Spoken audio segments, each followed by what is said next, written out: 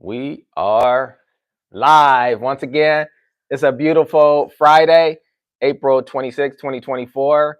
The Daily 10 live question and Q&A on residential facilities here in Southern California. Not necessarily Southern, I should say California because it's Northern, Southern, etc. Here to answer your questions. Morning, Joseph. Glad you could join us again. Any questions you guys have? I am here for you for at least the next 10 to 12 minutes or so, give or take. Hopefully you guys have had the opportunity to write your questions down, and I will address them as we go through.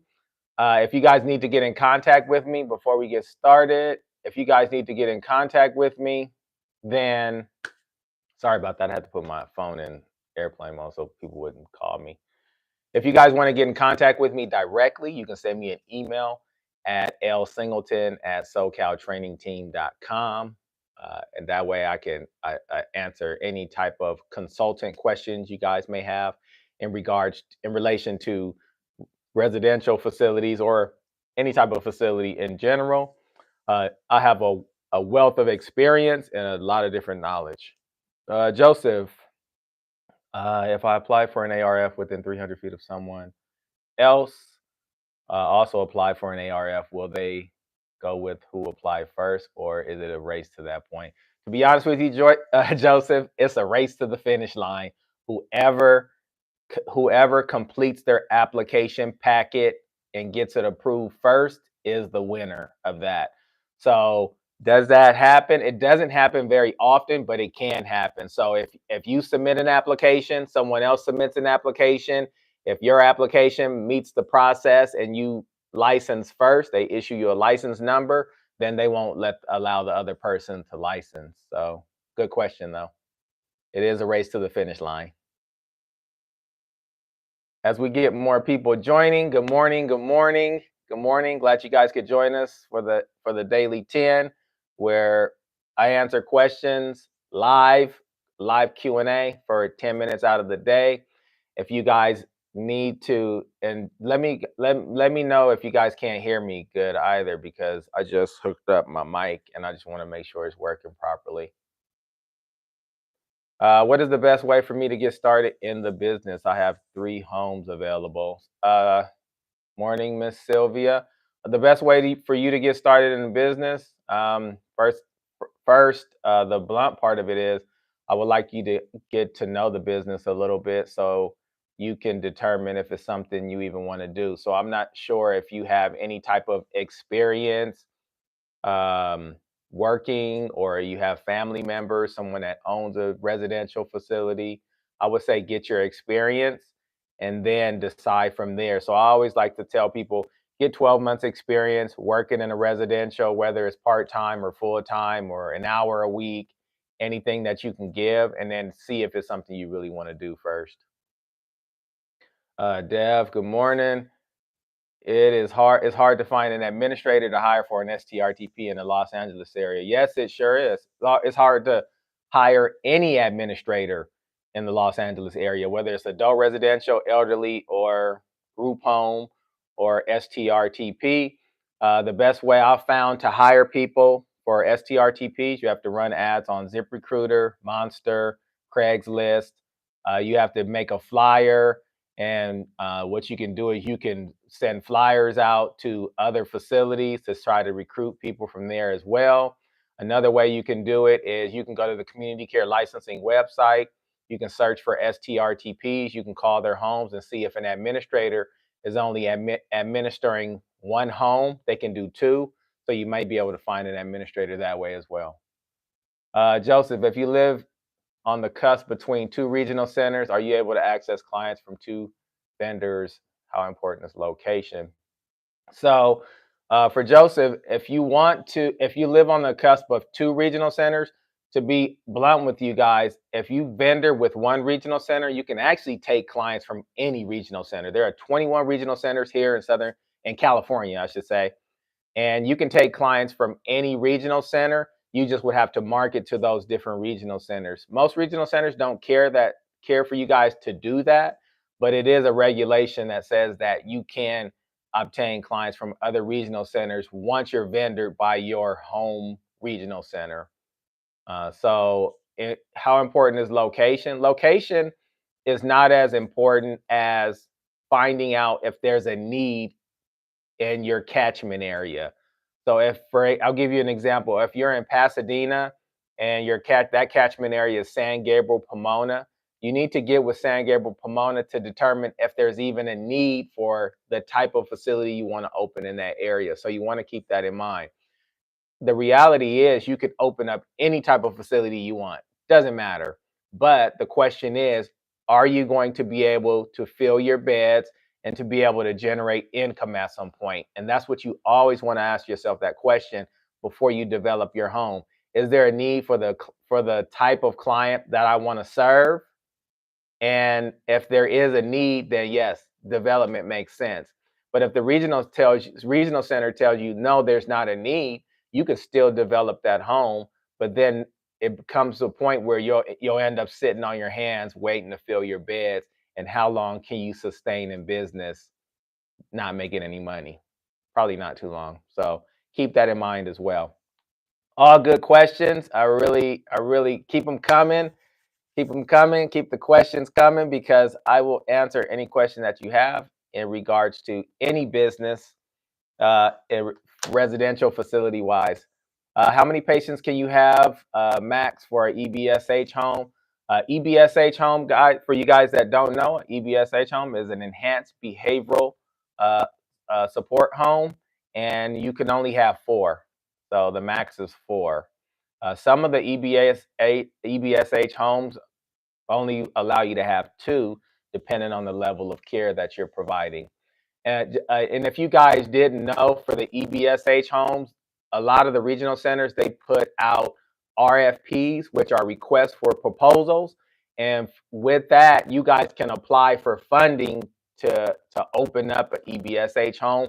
But one of the caveats to it is that you have to have experience running or managing at least a level 4I home in order to have a higher chance of getting that funding from the regional center. But a lot of times they'll give you $150,000 to purchase a home and furnish it and do all these different things. So EBSH is a good opportunity for some of you guys once you get that experience and once you get a little bit of knowledge under your belt. Good question though. Great question. So while we're waiting for more questions and more people to join, I just want to give you guys our class schedule for administrators, and what we have coming up. Joseph, our EBSH typically level 4. So EBSH is higher than level 4, Joseph. It's actually more of specialized care. That's what you're getting into at that point. So you go level 4A through I, and then it's specialized after that. Specialized is a negotiated rate, so not everybody gets paid the same amount at that point. It's strictly negotiated, so it's a good thing. Dev, good morning. Can an owner live in an ADU and use the main house for an STRTP? Yeah, you can. You can. You can have a rental in the back of the property. Um, yeah, it doesn't. They don't really care. As long as the house meets all the licensing requirements, it could be two properties, 2 homes on the same property. You can live in one, and one can be a facility. There's no rule against that. Good question, though. Freedom, good morning. Where do I send criminal background clearance transfer requests for a new employee? I can't seem to find the address. Uh, so the criminal background clearance transfer request, is that for, did they live scan? I need a little bit more context to that. Did they go live scan for that? And then they filled out the form, or what? So that's what I need to find out first. Did they live scan? So if you can answer that question, that'll let me know what to do. Yes, they did scan and filed the form. So when they live scan, did they clear? That criminal background clearance, it's a transfer request. I'm sorry. It's a transfer. So if it's a transfer request, it goes to your LPA, if your licensed facility. You just email it to your licensed program analyst. That's where that form goes. If you know your analyst, you should know your analyst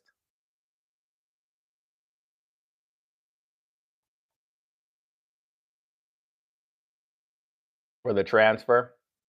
And not only that, Freedom, you do all this online now. You didn't set up your Guardian account. You got to set up a Guardian account because you do all that online now. So you shouldn't be doing much on paper. Once a person fingerprints now when live scan, if you have your home set up in Guardian, you do everything online. You can do the transfer, you can do everything. Thanks. The analyst is the same person that came for the inspection. The analyst that came for the inspection is not necessarily your analyst. They could just be a reviewer, but you should have an analyst assigned to your home, and you just need to find out who that person is. Sorry, it went over my head.